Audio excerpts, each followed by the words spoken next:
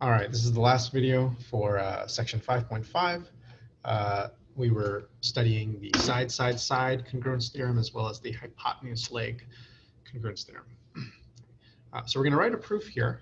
And well, since this chapter is about those two theorems, if we look at our figure, it's kind of clear that we're probably going to use the side congruence theorem. First of all, there's a lot of sides that are marked as congruent. There's tick marks all over the place. And I don't see any right angles, right?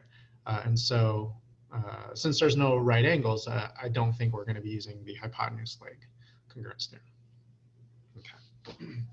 All right, so given we have a bunch of segments that are all congruent to each other, right? So every segment here that has a tick mark is going to be congruent, right? So like, let's say this was 5 inches, that would be 5 inches, that would be 5 inches. Anything with a single tick mark on it would be 5 inches. Okay. All right, so I guess we're going to start with that, okay? So the segment IE is congruent to the segment EJ, which is congruent. Now, you weren't expecting me to write all of that again, were you? I'm not going to. So I'm just going to write dot, dot, dot, right? And then we'll just write the last one, congruent to the segment LE, right? We can always refer back up here to see what all those segment names are. Okay. But what I am going to do is I'm going to define the length of these segments. So let's just call each of these length X, okay? All right, so this is my first statement. Okay, so in my figure, I'm going to go ahead and say, all right, so that has a length X, that's X, that's X, that's X, X, X, X, X, X, X, X, and X. Okay, I'm not saying what X is. X could be 5 inches, could be 5 centimeters, could be 10 inches, could be 100 miles. I'm just saying that whatever it is, it's going to be the same for all of those segments. And the reason here is given. Okay, so now so the last thing, our last statement is going to be what we're trying to prove, that triangle EFG is congruent to triangle HIJ. Okay, so EFG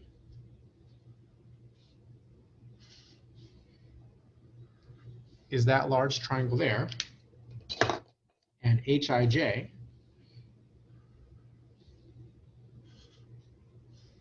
is that large triangle there. All right. So let's define how long the sides are for the yellow triangle. Okay. So EF has a length of 2x, right? So EF equals 2x. FG would be 2x. And GE would be 2x as well. Okay. And then we can do the same thing for the orange triangle. We can define the length of all 3 sides. Okay. So HI is 2x. I to J is 2x. And J back to H is 2x. So all we're doing here is we're adding segments, right? EF is the sum of the 2 shorter segments. Okay, so this is x plus another x equals 2x. Right?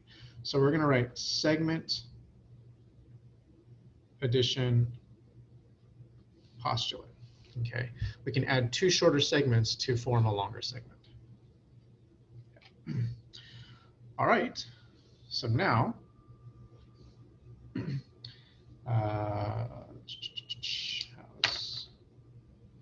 use some different colors. Okay, so here I have that the side EF has a length 2x and the side HI has a length 2x. Since they're both equal to 2x, they must be equal to each other. Right? So I could say EF is equal to HI, or I could say that they're congruent. Okay. And this would be using the transitive property. Okay, so that's one pair of congruent sides. Okay, here I have the side FG has length 2x, the side IJ has length 2x.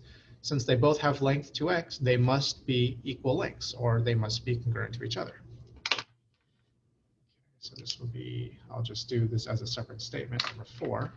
Okay, so FG is equal in length to IJ, or we can say that the segments are congruent. Again, this is the transitive property. Okay. And then finally, we have GE has length 2x, JH has length 2x. Since they both have length 2x, they must be the same length. Right, so GE has an equal length to JH, or another way of writing that is that the segments are congruent. Okay, again, this is the transitive property. Okay. All right, so what I've shown is that, let's do it in green first, right? EF is congruent to HI, and then FG is congruent to IJ, and then finally GE is congruent to JH. I know this is getting really messy. Okay, but now that's 3 pairs of congruent sides. Okay, we have a pair of green sides that are congruent, a pair of red sides that are congruent, and a pair of black sides that are congruent. Okay. So we have side, side, side. Right? We've shown that the 2 triangles have 3 pairs of congruent sides. So the final reason here is the side, side, side congruence theorem.